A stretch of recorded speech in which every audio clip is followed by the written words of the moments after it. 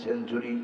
The Quran and Sunnah is the best and true speak subhanallah বলে 1450 বছরের ভিতরে আল্লাহ নবীর উপরে নাযিল করা কিতাব কুরআনুল কারীমের উপরে আর কোন কিতাব পৃথিবীতে আসে নাই।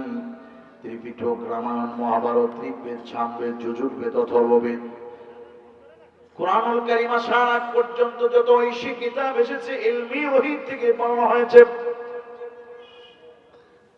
এর মধ্যে রয়েছে উল্লেখযোগ্য 4খানা কিতাবের 3খানাও কোরআনের আগে এসেছে। একটির নাম হলো তাওরাত, আর একটার নাম জবুর, আর একটার নাম ইনজিল। প্রত্যেকটা কিতাব স্ব নবীর উম্মতরা বিকৃতি করে ফেলেছে, কথা বলেন ঠিক কিনা? কিন্তু আল্লাহ পাক বলেছেন এই কোরআন কারীম বিকৃতি তো দূরের কথা, কোরআনকে নিয়ে কেউ যদি খারাপ মনোভাব করে তার হৃদয় হয় হেদায়েত পেয়ে যায়, নইলে চিরজীবনের মতো সে অন্ধকারে নিমজ্জিত হয়ে যায়।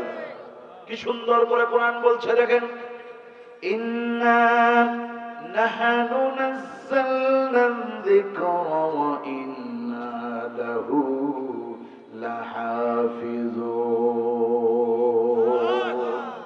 কোরআনুল কারীম নাযিল করেছেন আল্লাহ, আর এই কোরআনের হেফাজতের দায়িত্ব নিয়েছেন আল্লাহ। কিন্তু মজার ব্যাপার, আল্লাহ কেমনে কোরআন শরীফটার হেফাজত করবেন আছেন না একটু জানি। আল্লাহ পাকের কোরআন নাউজুবিল্লাহ বলেন, আল্লাহর কোরআনে কেউ একটা চর মারলো, থাবা দিল, একটা লাঠি দিল, নাউজুবিল্লাহ ছিঁড়ে ফেললো, ওই আসমান থেকে আল্লাহ পাক এসে কোরআন শরীফ যে ছিল তারে চর মারবে না, আল্লাহ নিজে এসে তারে একটা লাঠি মারবেন না।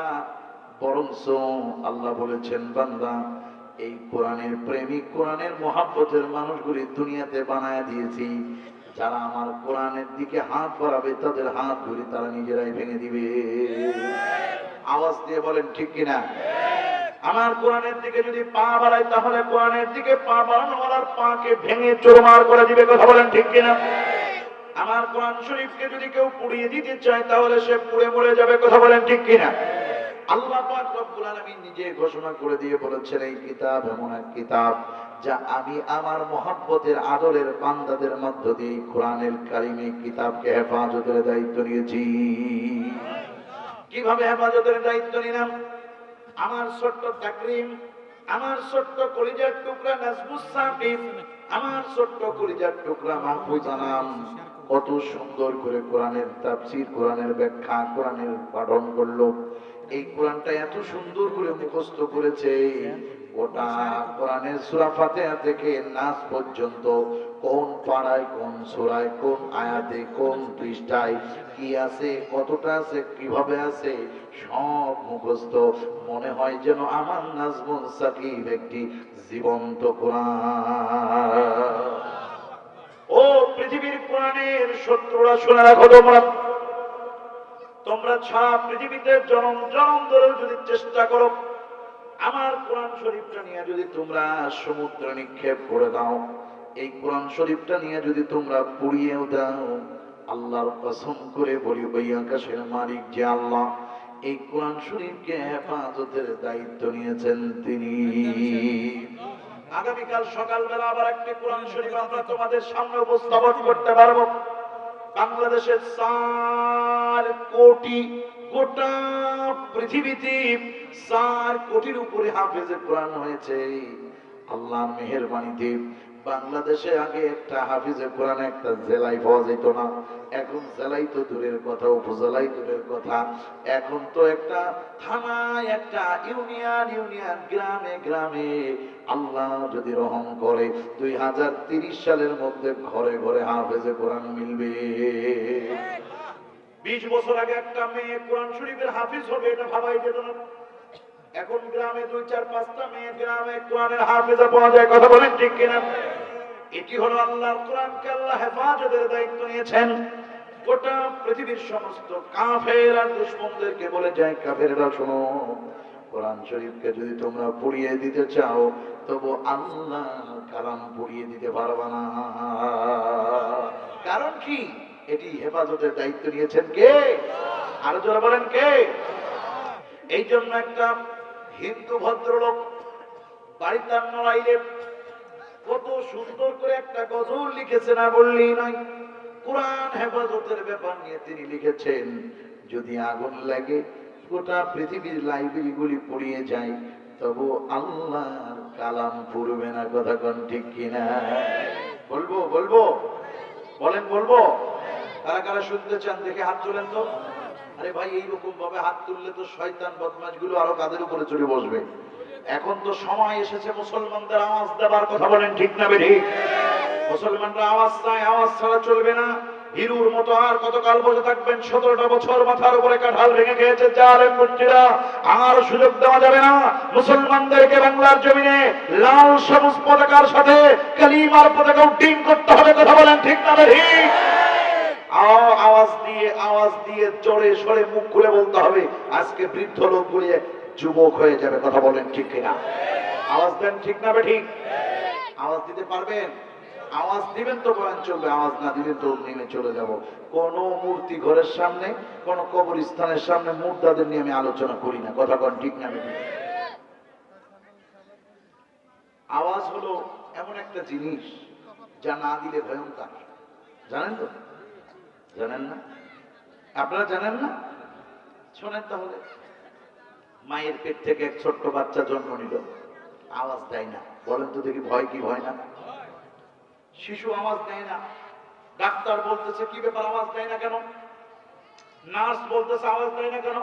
কাঁদে না কেন? আওয়াজ দেওয়ানোর জন্য পিঠের উপরে থাবড় দেয়, পা উপরের দিক ধরে এরকম ঘষা দেয়, ও তো তাল বাহানা করে তারপরে আওয়াজ দিলে তখন ঠান্ডা। কথা কোন ঠিক কিনা? তারপরে আওয়াজ দেওয়াই লাগবে। কথা বলেন ঠিক না বেঠিক? বাবা ঘরের মধ্যে শুয়ে আছে, মুরব্বী মানুষ, বয়স হয়ে গেছে, সকাল হয়ে যায়, প্রতিদিন ফজরের নামাজ পড়ে, আজকে উঠে নাই। আপনি বলেন আব্বা উঠে পড়েন, কথা কয় না। আবার ডাকলেন, কথা কয় না। ভয় লাগে কি লাগে না? আব্বা আছে কি নাই? আওয়াজ না দিলে ভয়। কথা বলেন ঠিক কিনা? দীর্ঘ 17টা বছর আমাদেরকে আওয়াজ দিতে দেয় নাই। অনেক মাহফিলে আমাদেরকে 144 জারি করা হয়েছে। কথা বলেন ঠিক না বেঠিক? আমরা আর বসে থাকবো না, আমরা আওয়াজ দিতে চাই, আমরা আওয়াজ দিতে চাই। আমরা তো সেই মুসলিম, আমরা বাঘের জাতি, আমরা আল্লাহ পাক রব্বুল আলামিনের রাসূলুল্লাহ তৈরিকৃত সাহাবাদের উত্তরসূরি। কথা বলেন ঠিক না বেঠিক? অতএব মুসলমানদের আওয়াজ চলবেই চলবে।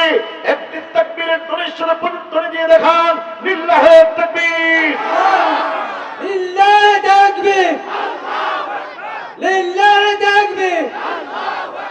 আল কোরআনের আলো, আল হাদিসের আলো, লিল্লাহি তাকবীর। যদি আগুন লেগে ধ্বংস হয়ে যায়, যদি আগুন লেগে ধ্বংস হয়ে যায় পৃথিবীর সব বইয়ের দোকান, তবে বিশ্ব থেকে হারাবে না পবিত্র কোরআন। সমস্ত পৃথিবীর বইয়ের দোকান আর লাইব্রেরিগুলি যদি ধ্বংস হয়ে যায়, কোরআন পুড়ে গেলেও ধ্বংস হবে না। কেন? কোরআনের হাফেজ জন্ম নিয়েছে। কথা বলেন ঠিক না বেঠিক? কাল সকালে আর একটা কোরআন শরীফ স্পষ্ট বানিয়ে দিতে পারবো, নির্ভুল। চলবেন আল্লাহু আকবার। যদি আগুন লেগে ধ্বংস হয়ে যায়, যদি আগুন লেগে ধ্বংস হয়ে যায় পৃথিবীর সব বইয়ের দোকান, তবে বিশ্ব থেকে হারাবে না পবিত্র কোরআন। করবে কেমন করে কোরআন ধ্বংস? আগুনে রইতে করবে কেমন করে কোরআন ধ্বংস? আগুনে রইতে আছে বিশ্ব ভরা গণিত এই কোরআনের হাফিজ।